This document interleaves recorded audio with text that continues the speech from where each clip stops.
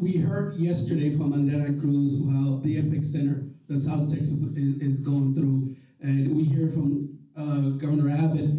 Every presentation he puts out there that right now the eyes are in South Texas, and workforce is obviously a little bit of a challenge. Yesterday we heard Marisela Cortez that she has 25 people working at SpaceX, and she's about to hire another 1,000 people by the end of the year. Commissioner mentioned Texas LNG is coming up here in the next second quarter of this year, announcing FID. Next decade, they have 3,800 people. They're going to hire another 2,000 people. But seriously, we're out there promoting.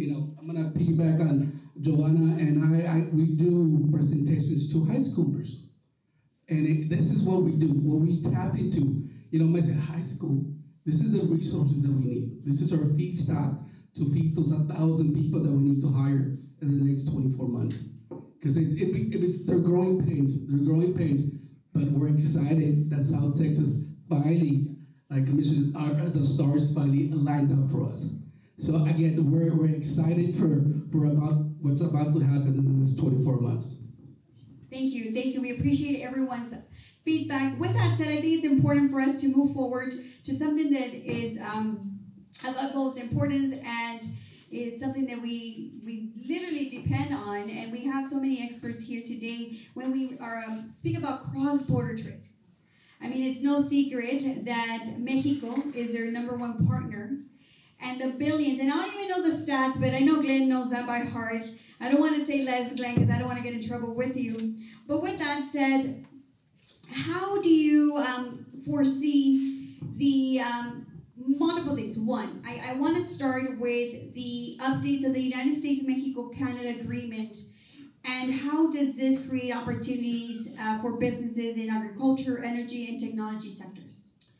Well, Esmy, I want to, you always do a great job talking about your great team. I want to thank David Zapata, where's David? Yes. Okay. Yes, thank you, David. We really appreciate all your work. Thank you very much. So if I'm wrong on these, David, you have to come up here and take the microphone. But the trading relationship between Texas and Mexico is now about $270 billion a year, two-way trade. Also important to say, because we have more ports of entry than any other state by far, that about 80% of the goods that come from Mexico into the United States cross through our ports. That's a huge number. So 80% of that total trade, which is about $800 billion. And if we strengthen the USMCA, we can get to $1 trillion. And why this is so important, if you think about the great power competition between the United States and China, we need a strong Mexico and a strong Canada to compete against China and other regions of the world. We build things together, juntos.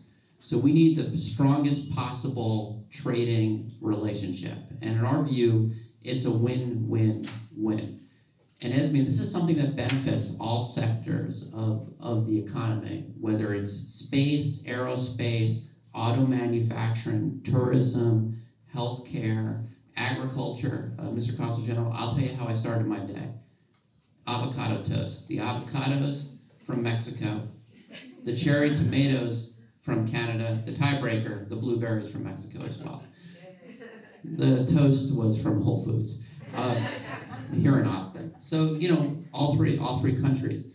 But Esmy, I'm just going to be direct on this. We need to make sure that our 3 countries in the USMCA region are working together on the difficult issues, and that includes illegal migration. And I want to just say that Mexico, a big reason why those numbers have plummeted, a huge reason, is because of Mexico's work in this area. And I'm just going to say, see, I'm not speaking for the government of Mexico, but I know it's not Mexico's economic development plan wasn't to have millions of people from all over the world, including China, including Africa, cross through the Darien Gap, go through Mexico to reach the United States. So we all have a mutual interest, Canada, the United States, and Mexico, and we all have a mutual interest to stop fentanyl, and we're all doing that. So we need to work together. But on the trade side, we want to keep North America tariff-free. That's good for Texas. That's good for the United States. And it's the only way only way we could effectively compete with China, the way these supply chains are set up. So just to be very clear, we do not want to see tariffs on our friends Mexico or Canada, and in fact, we want to find good ways to reduce non-tariff barriers, and some of this conversation about education gets to those points. Texas wins with trade with Mexico and Canada, and we want to do more prosperity.